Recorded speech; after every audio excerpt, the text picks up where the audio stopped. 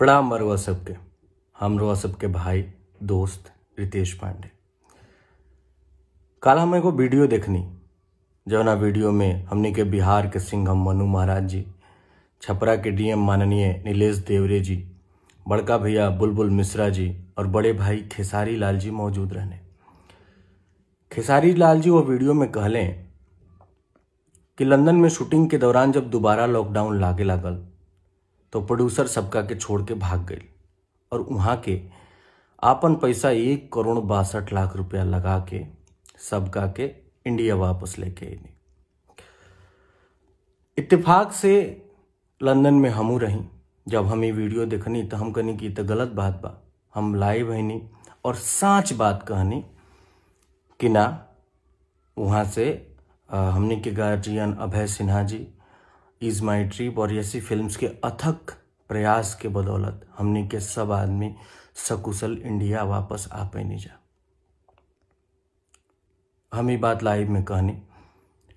फिर हम एगो वीडियो देखनी जौना में खेसारी लाल जी कहनी कि उनका से गलती से वहाँ से कहा गई बा ये बात और वो बात खातिर वहाँ के माफ़ी भी मंगनी। तो हम सोचनी कि हो गई बात ख़त्म, भाई गलत फहमी रहे वो दूर हो गई, बात ख़त्म हो गई। लेकिन ना, ये हमार भूल रहे।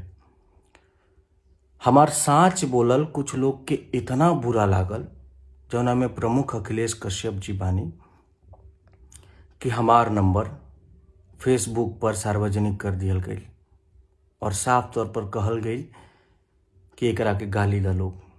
यूट्यूब पर न्यूज़ बनावल गई, कुछ न्यूज़ चैनल बाटे जौना में न्यूज़ बनावल गई, हमार नंबर दिहल गई और कहल गई कि इनका के गाली न जा।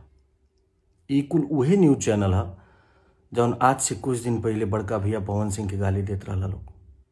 आज हमरा के देता लोग, काल केहू और के दी लोग। आज अगर विरोध ना हुई तो ऐसा ही केहू और भी ये गंदा राजनीति के शिकार हुई।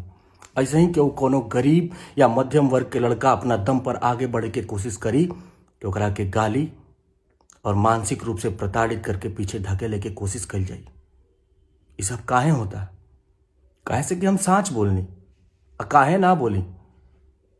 बाबा साहब भीमराव अंबेडकर जी के द्वारा रचित संविधान में भारत के हरेक नागरिक के समान मौलिक अधिकार दिहल गई बा, अभिव्यक्ति के आजादी दिहल गई बा। सच बोलल हमारा अधिकार बा। और जौन भी काल से हमरा जौन भी हमार नंबर सार्वजनिक कल गई बा, ओकरा वजह से हमरा के गंदा गंदा गाली दिहल जा रहा बा। हमरा फोन पर जान से मारे के धमकी व्हाट्सएप पे और टेक्स्ट मैसेज के माध्यम से हमरा के मिल रहा बा। उ सब के प्रूफ हमरा भी बा। हम सबकर स्क्रीनशॉट रखले बानी कि कौना कौना नंबर से हमरा के जान से मारे के धमकी और गंदा गंदा गाली दिहल गई बा। जरूरत पड़ला पर हम ये सब चीज़ प्रशासन के मुहैया कराई। हम प्रशासन से अनुरोध करतनी कि मामला के संज्ञान में लेके कार्रवाई करी। जय हिंद, जय भोजपुरी।